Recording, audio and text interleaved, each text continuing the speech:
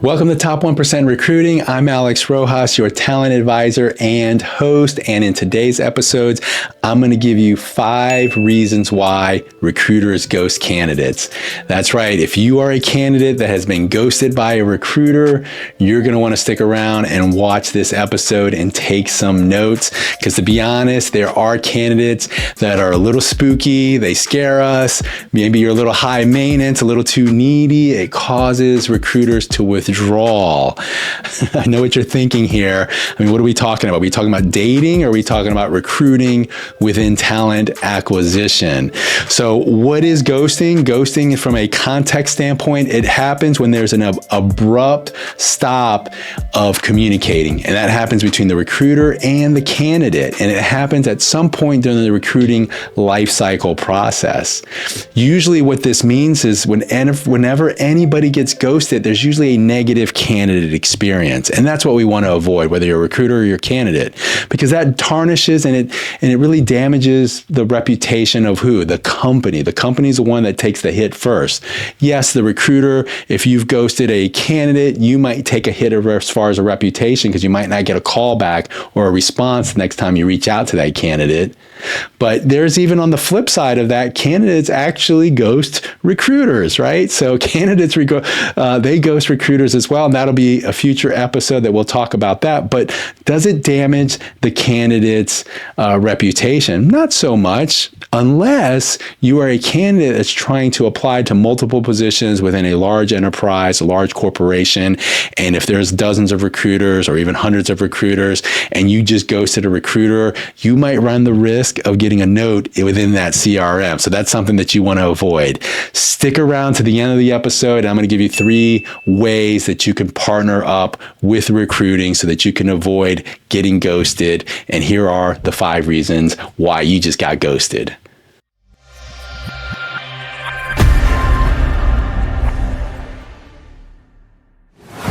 All right, so the number one reason why recruiters ghost candidates is because there's a high volume of applicants. That's right, recruiters are overwhelmed by the number of applicants that come into a job posting, into a requisition. It's not all the time. Sometimes there's requisitions that get posted and there's hardly any applicants, but usually when there's an overwhelming amount of applicants, that means recruiters and companies have limited time, limited resources to respond to every applicant. And the databases, the CRMs that are put there are not equipped to actually do anything other than to give a generic auto response. But, ultimately you fall under that black space syndrome where you're an applicant, you get all psyched up and excited to apply for a position, but your chances are low. You know that there's a likelihood that you're never going to hear from a recruiter again.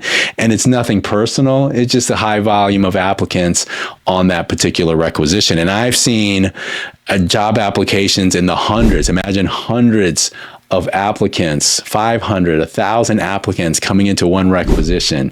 There's just no way humanly possible that a recruiter can get to it. And that's why you just got ghosted. Okay, so the number 2 reason why you have just gotten ghosted is because there is a mismatch with the qualifications. That means you as a candidate took time to apply for a position and you don't even meet the basic qualifications, let alone we don't know anything about your salary or commuting or location preference, but just from a basic qualification standpoint, you don't even meet that. Did you know that there's only 2% of applicants actually ever get into that interview stage? 2% of applicants. And did you know that there's 75% of the applicants are unqualified for the position? And so for a lot of candidates, it just becomes a numbers game. You know that if you're looking for a job, you can't just apply for one position, one company. You got to apply to multiple positions because you're playing the numbering game. But when you do that, that dilutes your ability to making sure that you've done your due diligence as a candidate to meet those, at least those basic qualifications. And then there's the other part of it, right? So some of the other pieces of it as far as a mismatch, as far as the qualifications, is we can look at your profile, your resume, and say it lacks that culture fit within the company. And so the culture fit sometimes even plays a part of that, because we won't just look at your resume. Recruiters are now trained and equipped to go outside of that. Of course, we're going to look at your LinkedIn. We're going to see the affiliations. We're going to see organizations, groups that you're involved with. There are organizations and recruiters that even do a little bit more due diligence in their vetting process and start Googling you and start searching on you. And there's been times where you do search and there are blemishes on your reputation within Google search. So you don't meet the qualifications. That's the reason why you got disqualified. That's the reason why you just got ghosted. All right, so the third reason why you just got ghosted by a recruiter as a candidate is because the priorities have changed. That's right, just the business needs, they've shifted, they've changed, and it's nothing you've done. It's just, there's internal factors, right? There's stuff that's going on behind the scenes. There's also external factors, and there could even be funding for that particular position. You'd be surprised how many times recruiters open up requisitions with the intention that they're never really going to hire anybody for that position. Maybe it's a pipelining rec, right? And so there's some rules and regulations that are now starting to come out to kind of tighten that up so there's no misleading to candidates. But it still happens. And so, when you think about a rec opening up, especially if it's opened over 30 plus days, the situation changed. It's so fluid. And so that means that, the candidate the profile, the ideal candidate that initially the recruiter, the hiring manager wanted at the time, that no longer aligns with the requisition. But that usually means then that the recruiter should shut down that requirement. And especially if the qualification or the required skills change, then a new rec should be posted. But again, there's a lot of influences there, and the influences could be on the customer side, could be on the hiring manager side, and it could also mean because the talent pool, the applicant pool, it's shifted. Maybe there's a good strong amount of applicants now that are listed there. So it's nothing that you've done. The priorities have changed, and that's why you just got ghosted. The fourth reason why recruiters ghost candidates is because recruiters lack communication skills. That's right. Recruiters just aren't equipped. There's a lot of us. There's over 1 million recruiters just in the US alone. And so really what they've done is they have failed to provide timely feedback to the candidate. They haven't really given updates to the candidate as far as where you are in that process. And a lot of times there might be some technology hindrances from the CRM, or maybe it's a workflow process. And so when that gets away from a recruiter, if a recruiter forgets to follow up with a candidate, after a couple of days and 2 or 3 days leading to 4 or 5 days, it's just natural human nature that recruiter, out of sight, out of mind, just forgets about you. I mean, ultimately that's what happens. But there's another factor why there's a lack of communication skills with recruiters. There's a lot of junior recruiters, a lot of recruiters that don't have the experience. And so one of the toughest parts of the job as a recruiter is delivering difficult in news and updates and information saying that, guess what? I'm giving you negative information, negative news here. You just got disqualified. You're no longer under consideration for the position. And so if you're a junior recruiter, you're not going to be equipped, maybe unless you get the right training and development to be able to do that. And so it's kind of uncomfortable. And you have to have done this numerous times as a recruiter to be able to share bad information. So next time you receive some of that bad, negative information from a recruiter, handle it with grace, handle it with dignity, be a professional, reposition yourself so that you've established a relationship with that recruiter, because if you do that, they're going to think of you the next time. Don't just take it personal. It's nothing other than just a recruiter lacking communication skills, and that's why you just got ghosted. All right, so we're here. The number 5 reason, the 5th reason why recruiters end up ghosting candidates, it's because it's a competitive talent pool. That's right. There's multiple candidates that are now under consideration for a position, and any company, any hiring manager, any recruiter would rather have multiple candidates under consideration than put all eggs in one basket for just that one candidate. And so that's what ends up happening is focus. You have multiple candidates. And so as a recruiter or as a team within talent acquisition, especially hiring managers, everybody's got to rank and stack the talent that's there. And there's a lot of competition. So depending on the type of position, the skill set that's required out there, the supply and demand, there's a likelihood there that you may fall down the pecking order of the rank and stack process. Now, the other things to consider during this competitive talent pool is that other candidates also surface internally, right? So there are employees that end up losing coverage or at risk. Maybe there's a funding issues. Maybe they want to transfer or get a promotion to another slot, another position.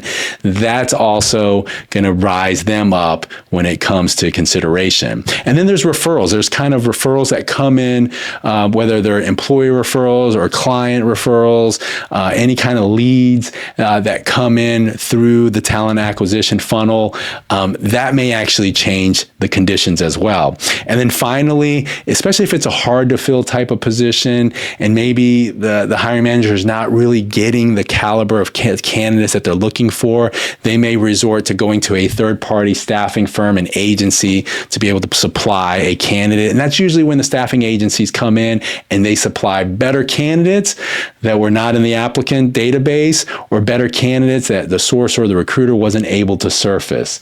So a competitive talent pool is one of the reasons. It's the number 5 reason actually, and why you just got ghosted by a recruiter.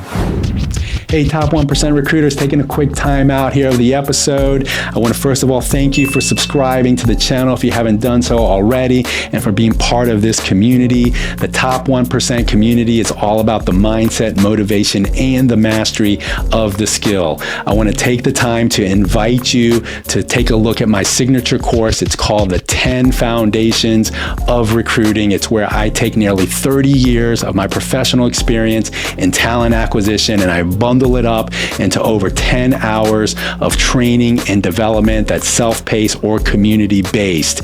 If you're just a recruiter that's just starting off, you have a few years under your belt, or you're a seasoned recruiter and you never really properly received the training, the mentoring, and the development at a top 1% level, close that gap. I can give you the subject matter expertise that you deserve so you can earn more income potential. It's time to invest in yourself, your skills, your talent, and your craft. Now back to the episode. Okay, so before we wrap up this episode, I want to leave with some positivity here for you as a candidate. I want to give you 3 ways that you can better partner up with your recruiter. This is going to be highly effective so that you can avoid getting ghosted. Okay, so the first area is going to be communicating. Better communication skills with your recruiter. There's nothing worse for a recruiter to deal with a candidate that's lacking in responsiveness. That means respond quickly. If a recruiter reaches out to you, make sure that you respond right away. Return the phone calls, email. If you're busy, if you're tied up in meetings or whatever it might be, you should at least text a quick note. Hey, I'll get back to you later today. That's how you stay on the radar. You should at least be on a texting relationship with your recruiter. So avoid doing those types of things. Whenever a recruiter is trying to schedule an interview with you and it becomes difficult or challenging, or the follow-up discussions become challenging, then you're lacking communication skills. So better your communication skills. That's how you can partner up with the recruiter. Now, the second way that you can better partner up with a recruiter is really focusing on the quality control of your resume and your application. There's nothing worse than an incomplete application or a resume that's missing information. That makes it very difficult and challenging for us as recruiters as we're evaluating your candidate skills, your experience. There's a lot of times where you may get far along in the process and you may get to the offer process. And there's so many times where recruiters, they go to the offer process, they're ready to go ahead and get approvals for the offer. And guess what happens? The information's incorrect within the application. There's compliance issues when it comes to that. And so just avoid all of that. Make sure you dot your I's, cross your T's, and really focus on the quality control of your resume resume and your application that you've applied for. And then finally, the third area and how you can better partner up with your recruiter is to avoid no-shows or cancellations. That's right. You don't want to go ahead and miss an interview or miss a meeting, a phone call. You want to be able to give notice. If something comes up, we get it, things come up, but recruiters have heard every excuse in the book. The other area is you don't want to send mixed messages to your recruiter. One day you're interested, the next day you ghost them, and then you come back to them, and then you ghost them again. It's that seesaw effect, and recruiters will see right through it before they pull that plug, especially if you're sending those mixed signals. So don't send any mixed signals, and then you can avoid this whole dating trap, right? The thing that we want to do as a candidate, you don't want to get ghosted. You don't want a recruiter breaking up with you. And for that matter, a recruiter doesn't want a candidate breaking up with them either. But as recruiters, what we're trying to do, and this is an encouragement word for recruiters, is that to be transparent, to be genuine, and to be able to provide real-time updates to your candidates. If you can do that, you can build a better relationship. Remember, top 1%ers, we always level up.